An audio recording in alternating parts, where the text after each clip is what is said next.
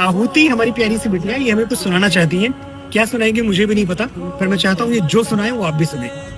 राम क्यों पूजे जाते हैं?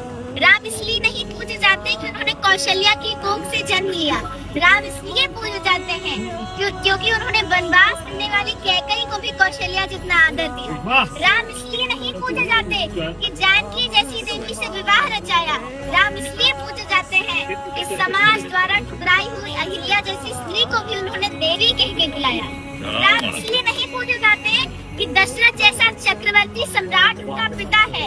राम इसलिए पूजे जाते हैं कि जिसे पुत्र की तरह वो अपने हाथों से मुखाग्नि देते हैं, वो एक बूढ़े पक्षी जटायु की चिता है।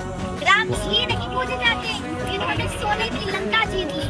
राम इसलिए पूजे जाते हैं कि अपनी अयोध्या के लिए, अपनी मातृभूमि के लिए, अपने बाहुबल से जीती हुई सोने की लंका उन्होंने त्याग दी।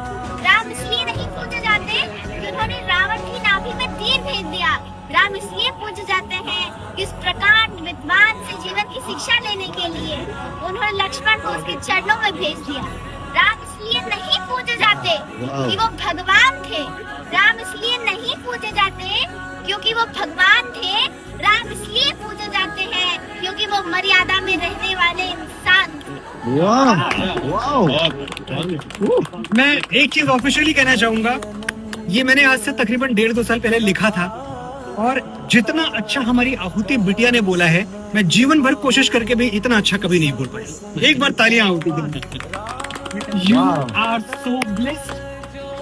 राम इसलिए पूजे जाते हैं, बिल्कुल ठीक है जो तुमने बोला, लेकिन इस देश में बेटियों की पूजा भी इसलिए की जाती है क्योंकि तुम्हारी जैसी बेटियां हैं इस देश में। खुश रहो बेटी।